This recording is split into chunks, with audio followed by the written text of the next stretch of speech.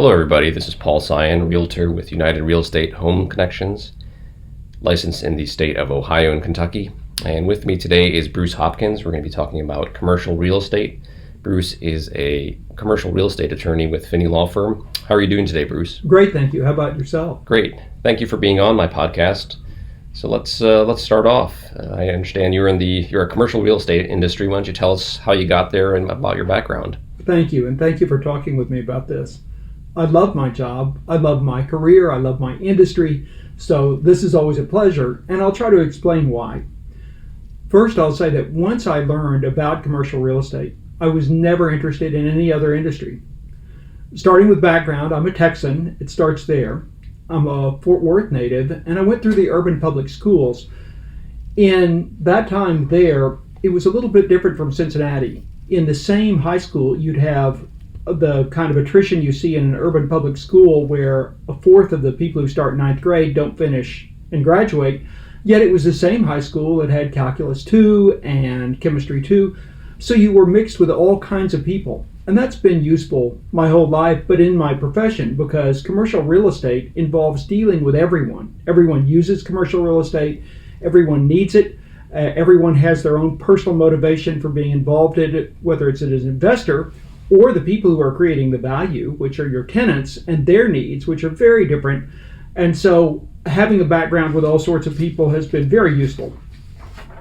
Then in college, I discovered commercial real estate. Didn't expect to. I had moved to the Northeastern US for university, and I got an economics degree. Let me talk briefly about how economics degrees work, because it goes straight into my commercial real estate career. One kind of economics which didn't interest me was second derivatives and incredible projections of deep math. I wasn't interested in that. The other side is dealing with how small markets work. If you've ever taken even one course in real estate, your first day, the professor got up and spoke about perfect markets and would say, well, there's zero transportation cost and it's frictionless perfect information, infinitely divisible. And then the professor would use real estate as the contrast for each one. Well, there's zero transportation. The contrast is real estate because it's permanent in one location and is affected by its surroundings. There's perfect information. Well, in commercial real estate, everything is completely different, and you have to know the specific property. And what I took from that is, wow, commercial real estate won't ever be standardized. And that's really true. Real estate is always something that is different with every property and every transaction, and even though sometimes the documents and forms are standardized, the properties and the people are not. Then I had the great luck of having a course one night a week taught by the head of planning of the city of New York. This person would take the train in one night a week. Very nice. It was wonderful. It was a big class, auditorium sized, but he used role playing every 2 or 3 weeks, and by complete luck, the first time he picked me to play the role of commercial lender. And it was for a mall in New York City to be a week later. Well, I took the train down to New York and visited the mall and saw that it was closed, even though it had been built only 5 years before. It was the last mall in New York ever built without air conditioning. And so I was able to bring that back to the class and say, well, I won't lend unless you do air conditioning for the mall. And I was off and running. The career was as interesting as I thought. In college, I had one paper where I spoke to several dozen merchants in one of the commercial streets next to the university, and what made their businesses go and not go. My senior paper was on the major cities of Connecticut and why each was growing or not. So you can see I love this, and from the very start I knew this was what I wanted to do. So when I moved out into the world, I did not become a lawyer. Never thought I'd be a lawyer.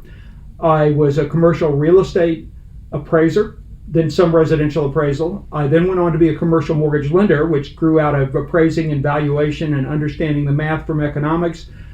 That wound up being a real estate developer because my company also did major development. If anyone is familiar with the One Columbus building in downtown Columbus across from the state capitol, I was the development manager. I was the highest level team member in the state of Ohio when that was built. That led to my coming down to Cincinnati and working on the team that did not wind up doing Fountain Square West, if some people remember that. But I did wind up on the team that did the Fountain Place and Carew Tower redevelopment project.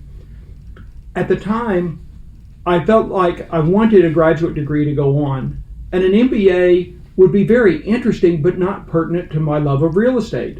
International markets and currency exchanges were not going to be part of my career, and all I did was read long documents. In fact, in the offices where I worked, I tended to be the person who got long documents, and so I thought, law school at night. I'll know my enemy better, I'll have a graduate degree, and then after I finished law school, my wife and I decided, I guess maybe I will do this lawyer thing. So I did.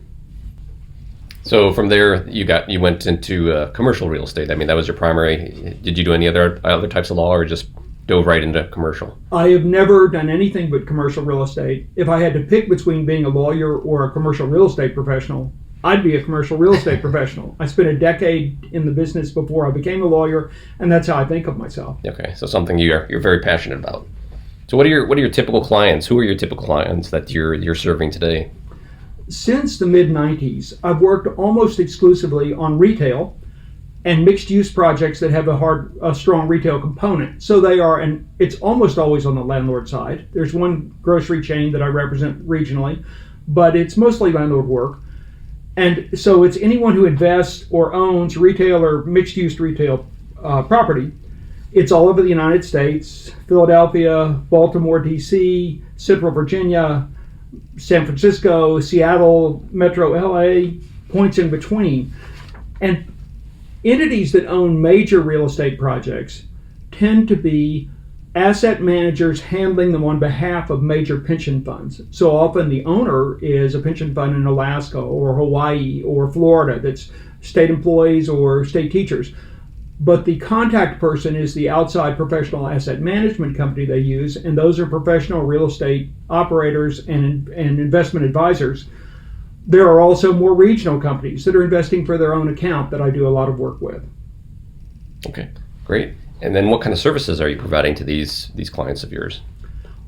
Well, as you might guess, I see real estate and retail real estate as something almost alive. And there's a life cycle to investment in real estate, including retail, where you investigate, you acquire, you lease, you operate, you manage, and you dispose. And I do various things within that cycle, but at all times I'm thinking about the entire cycle, and the decisions and the analysis goes into what will happen next, what will happen after that. The ultimate goal of a real estate investor is to get value out. Using the pension funds as an example, the employees of Alaska or the teachers in Florida don't know that they own a part of a particular center. They need a return to pay for their retirement. And so even when we're talking about a specific lease or a specific site plan decision to be implemented by new improvements or a change in the site plan, the ultimate question is, are we creating value that through finance or sale can be realized so that the investor gets money from an asset they may not even know that they own? It's dealing with everything that happens in the life cycle of the property in order to create value for the investor. Okay.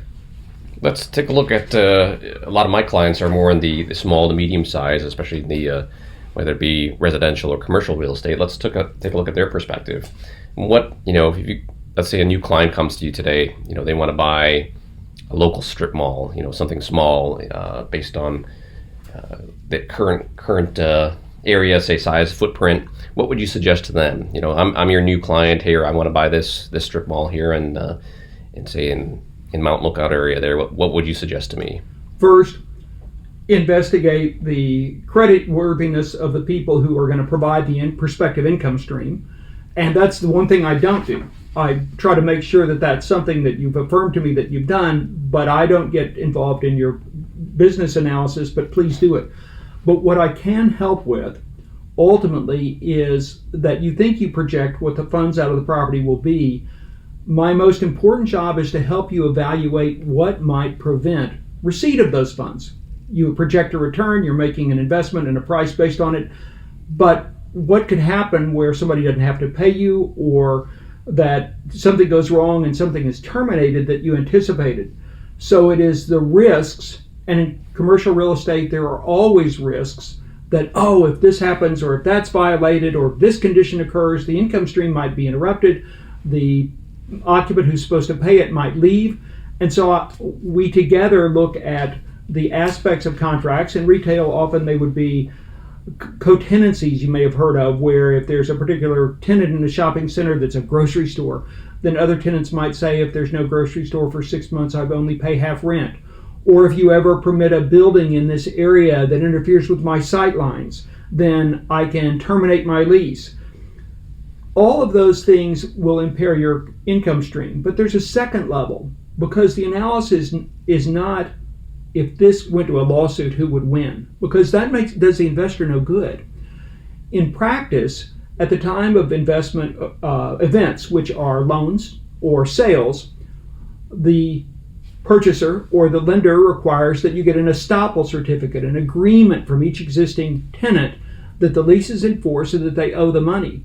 Well, if they have some grievance with you as a landlord, even if they might not win in court, if they turn in an estoppel certificate that says, we think we don't really owe our rent because the landlord made this lease and we think it violates our lease, you don't have time to go through a 2-year trial. You're not going to spend the money for a 2-year trial.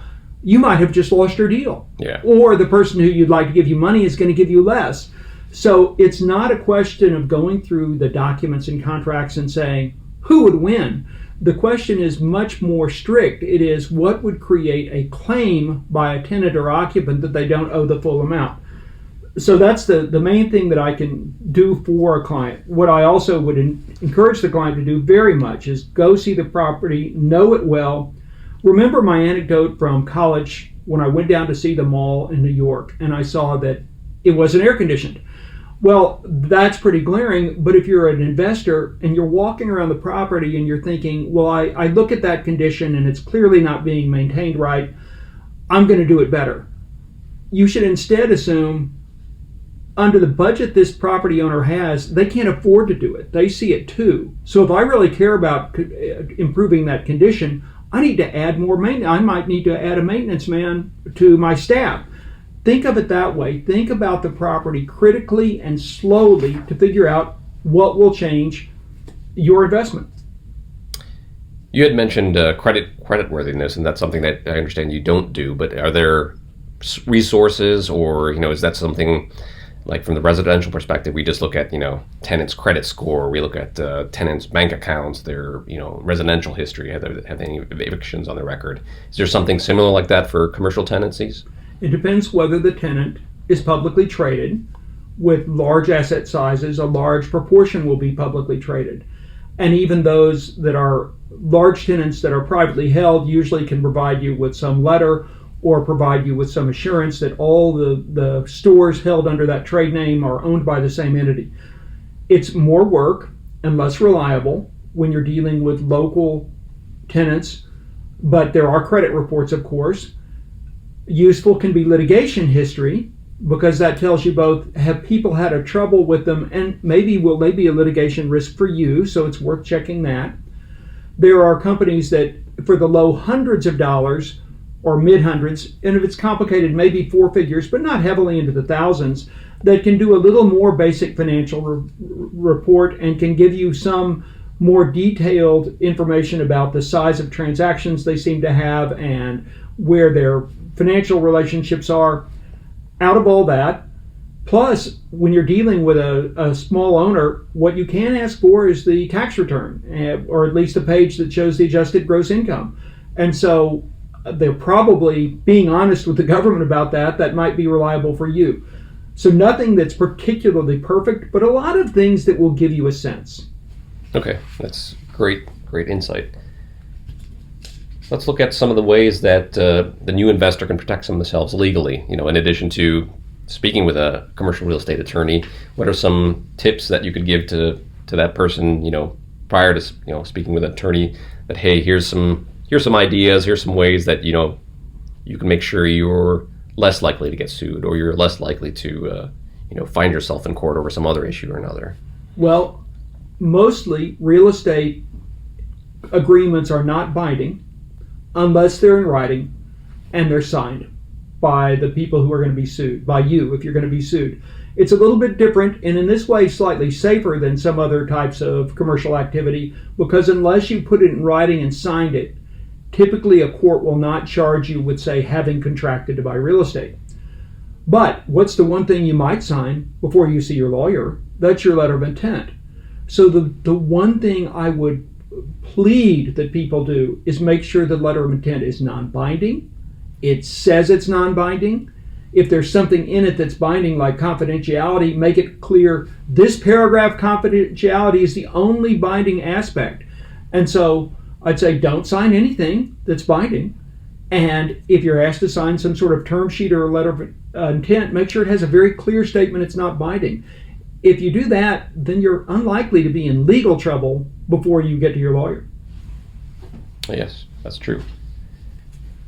Switching gears here slightly from the residential perspective, in terms of when you're going from buying a house, you make an offer, you do your inspections, you wait for the lender to do their appraisals, then get towards closing with the title company. How is that similar or different on the commercial side? It's similar in terms of everything you do. It's simpler in terms of some things you don't do.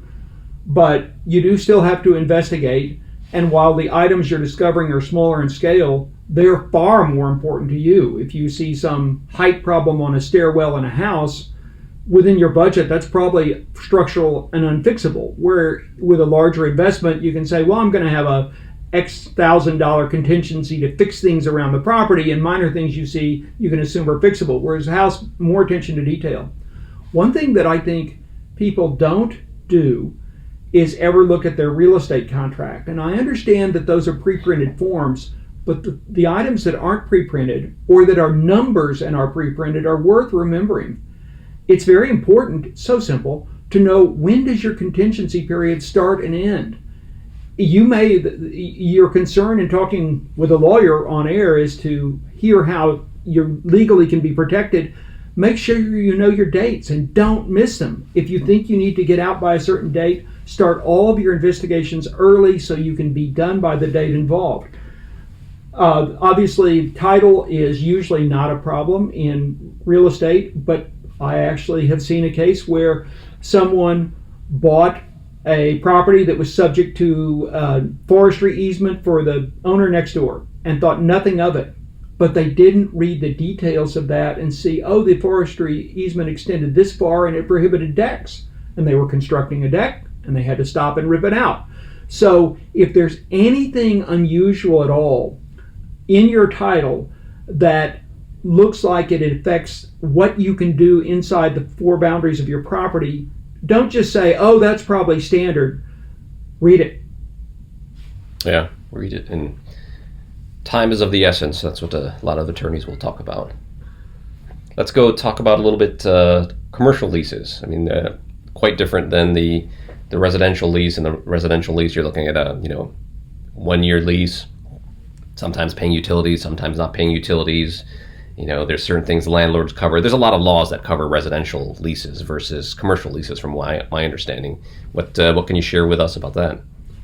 Well, I would first agree with you about residential, especially multifamily residential. It's not that single-family residential is heavily regulated, but for an investor, you're probably, unless you are a home renovator yourself, you're probably looking at investing in multifamily to get scale.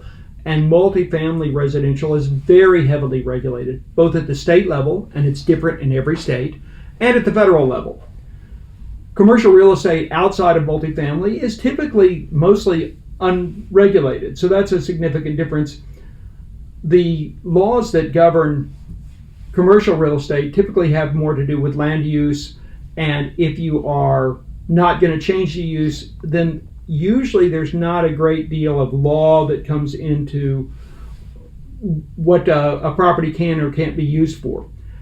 But terms that do get thrown around in the commercial real estate world are some terms that everybody uses, but nobody quite knows what they mean, and they aren't terms that lawyers use.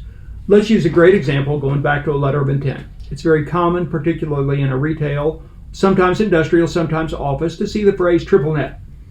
Well, it's a good, useful phrase, but lawyers don't use it because it isn't well defined.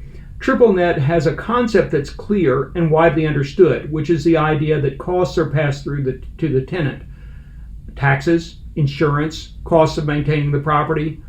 And that makes sense because the market has learned over decades that the tenant will wind up paying less, and yet the landowner will wind up with less risk if the actual costs are simply passed through.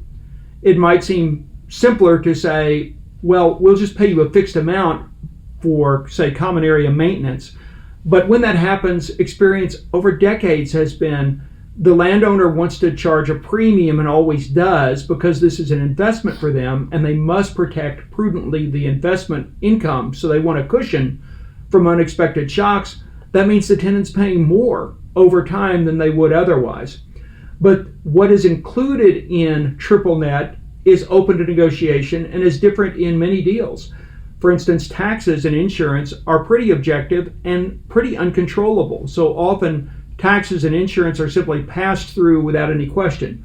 But for operating costs, if it is a property that has staff, what personnel are included or excluded? Is there a management fee? Is there an administration fee? If there's capital expenditure, is it allowed? Is it amortized over the life of the expenditure?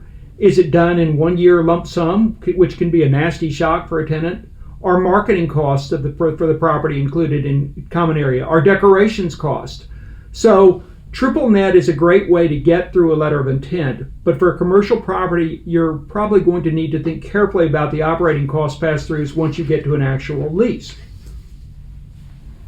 So that would be part of your due diligence too. If you got existing tenants in a property you're considering, just looking at the leases, what do they say? What are the tenants paying, and what is the owner responsible for paying? Absolutely. If you have plans to renovate your center and you think you're going to do a lot early on, do the leases allow you to pass through capital costs like redoing the parking lot or re-landscaping? And if so, are there caps on how much can be included in each year?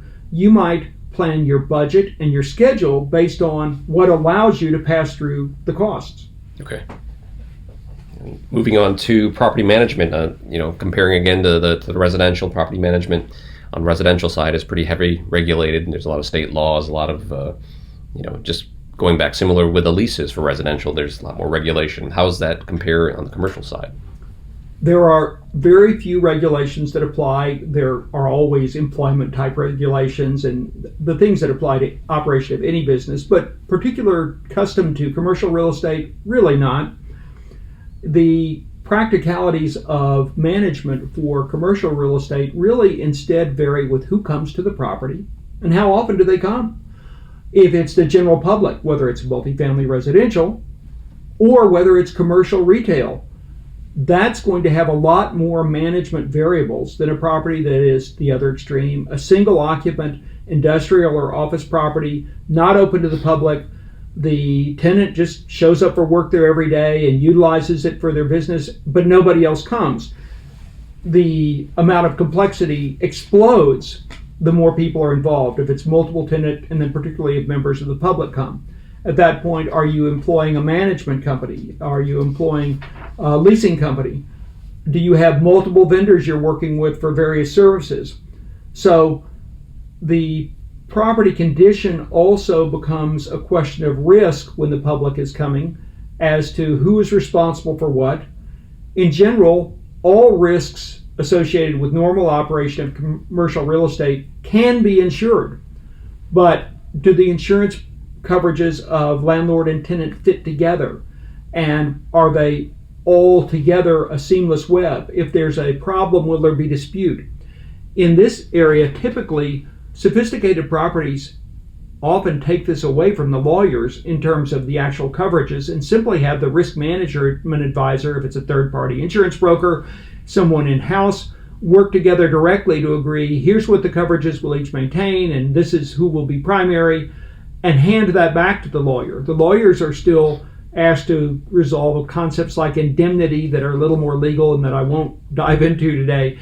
But in general, the insurance pros can solve the basics of who covers what and what coverages will be carried without needing the lawyer to write all that down or spend time on it.